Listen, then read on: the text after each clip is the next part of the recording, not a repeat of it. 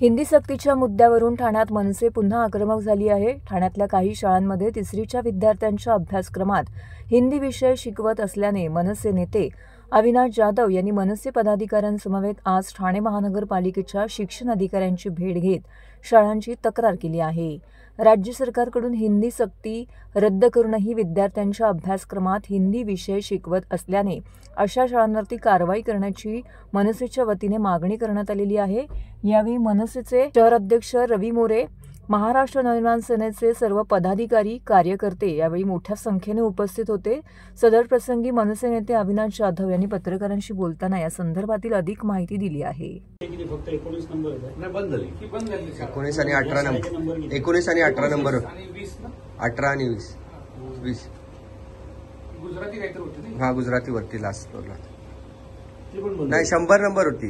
20 19 100 आणि ती गुजरात्यांची होती। मागच्या काही दिवसापासून महाराष्ट्र नवनिर्माण सेना हे संपूर्ण महाराष्ट्रात जी हिंदी पहिली ते चौथीचा हिंदीचा विषय आहे त्याच्यामध्ये काम करते आणि त्याच्यानंतर महाराष्ट्राच्या मुख्यमंत्र्यांनी एक GR काढला आणि त्या GRनुसार स्थगिती देण्यात आली।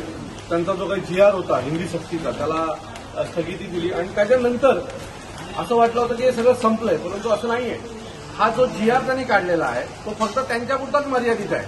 मुळात खाली शाळांमध्ये आजही हिंदी शिकवली जाते आणि हा एका शाळेचा अभ्यासक्रम आहे, टाइम टेबल आहे आणि ते स्पष्ट म्हटलेलं आहे। अभ्यासाचे तास इंग्लिश, EVS, मॅथ्स, मराठी आणि हिंदी। त्यामध्ये जर तुमच्याकडनं असा GR निघालेला आहे, महाराष्ट्राचे मुख्यमंत्री म्हणतात की हिंदी सक्ती नाहीये, तर मग हा सक्तीचा विषय अभ्यासक्रमात कसा आला? तो असं अनेक शाळांमध्ये चालू आहे आणि याचा आज आम्ही ठाण्याचे शिक्षण अधिकारी आहेत त्यांना भेटलेलो आहोत आणि त्यांना आता तात्काळ मागणी केली आहे। कारण आम्ही ज्या ज्या शाळेमध्ये आमचे महाराष्ट्र सैनिक जातात त्यांना तिथे सांगितलं जातंय की आम्हाला सरकारकडून कुठल्याही प्रकारचा GR आलेला नाहीये, आम्हाला पुस्तकं आलेत, त्यामुळे आम्हाला ते शिकवायला लागतात।